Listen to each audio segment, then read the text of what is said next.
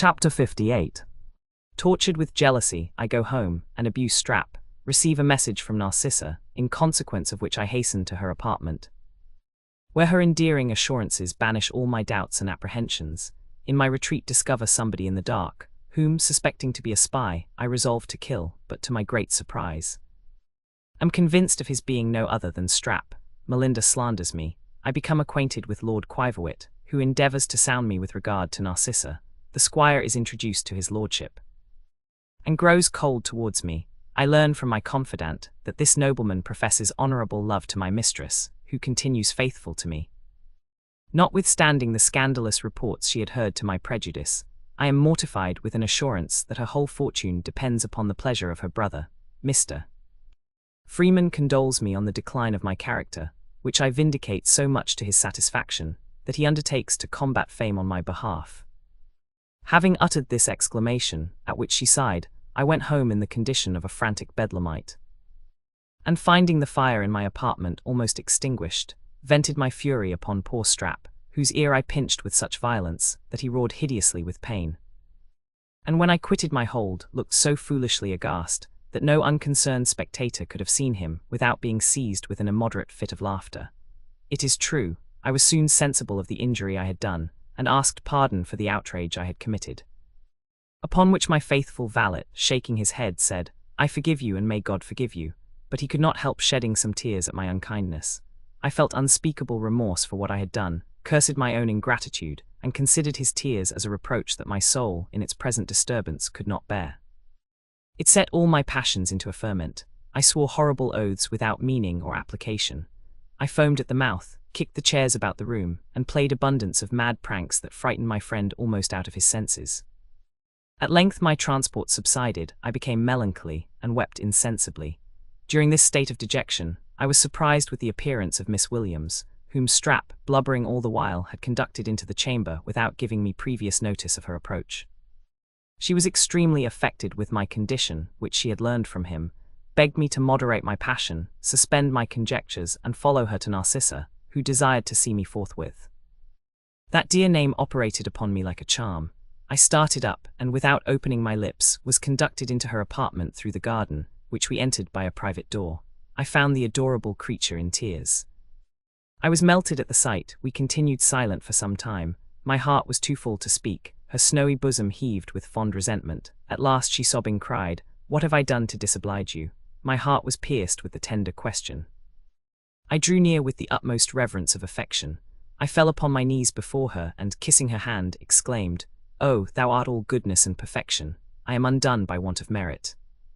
I am unworthy to possess thy charms, which heaven hath destined for the arms of some more favourite being." She guessed the cause of my disquiet, upbraided me gently for my suspicion, and gave me such flattering assurances of her eternal fidelity, that all my doubts and fears forsook me, and peace and satisfaction reigned within my breast. At midnight I left the fair nymph to her repose, and being let out by Miss Williams at the garden gate by which I entered, began to explore my way homeward in the dark, when I heard at my back a noise like that of a baboon when he mews and chatters. I turned instantly, and perceiving something black, concluded I was discovered by some spy, employed to watch for that purpose. Aroused at this conjecture, by which the reputation of the virtuous Narcissa appeared in jeopardy, I drew my sword and would have sacrificed him to her fame, had not the voice of Strap restrained my arm. It was with great difficulty he could pronounce, do. Murder me if you please. Such an effect had the cold upon his jaws, that his teeth rattled like a pair of castanets. Pleased to be thus undeceived, I laughed at his consternation, and asked what brought him thither. Upon which he gave me to understand that his concern for me had induced him to follow me to that place, where the same reason had detained him till now, and he frankly owned that, in spite of the esteem he had for Miss Williams, he began to be very uneasy about me, considering the disposition in which I went abroad, and if I had stayed much longer, would certainly have alarmed the neighbourhood in my behalf. The knowledge of this his intention confounded me.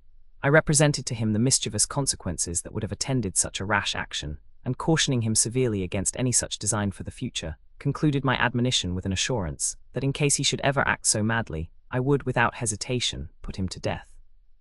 "Have a little patience," cried he in a lamentable tone. "Your displeasure will do the business without your committing murder." I was touched with this reproach, and as soon as we got home, made it my business to appease him, by explaining the cause of that transport during which I had used him so unworthily.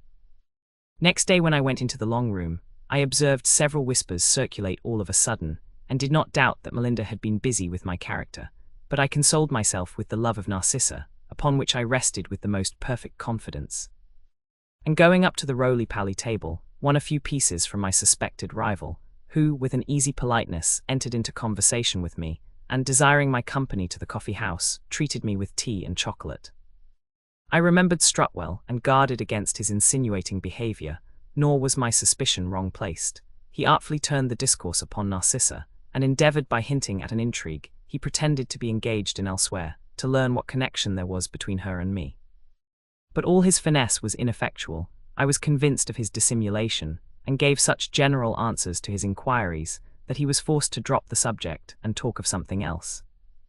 While we conversed in this manner, the savage came in with another gentleman, who introduced him to his lordship, and he was received with such peculiar marks of distinction that I was persuaded the courtier intended to use him in some shape or other. And from thence I drew an unlucky omen.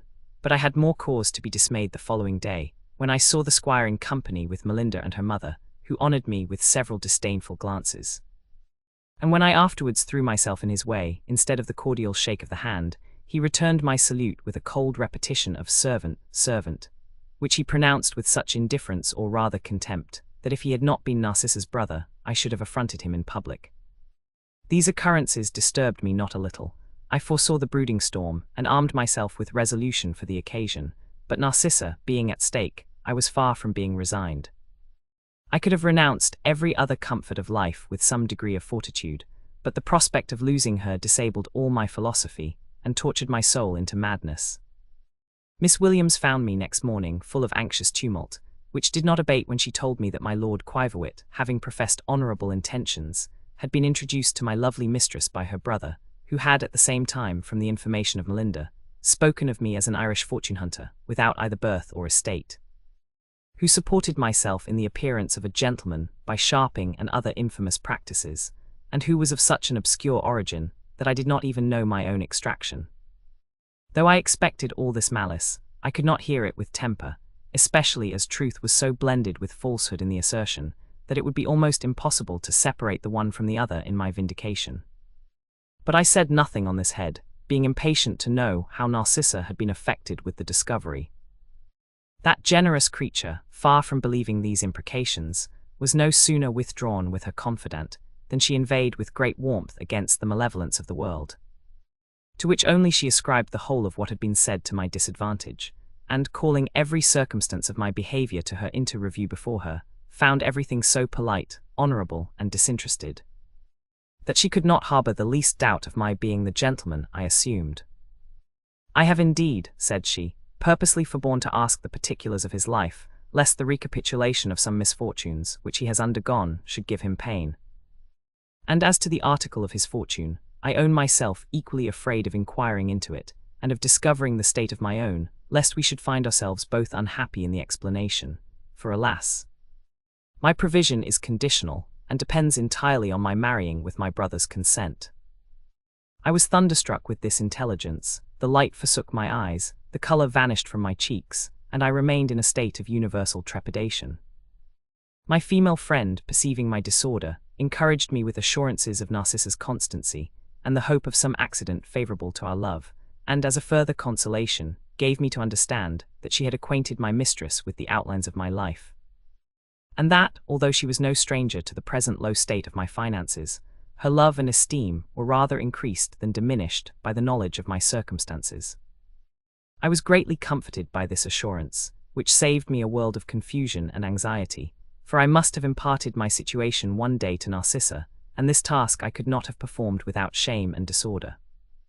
As I did not doubt that by this time the scandalous aspersions of Melinda were diffused all over the town, I resolved to collect my whole strength of assurance, to browbeat the efforts of her malice, and to publish her adventure with the Frenchified barber by way of reprisal. In the meantime, having promised to be at the garden gate about midnight, Miss Williams took her leave, bidding me repose myself entirely on the affection of my dear Narcissa, which was as perfect as inviolable.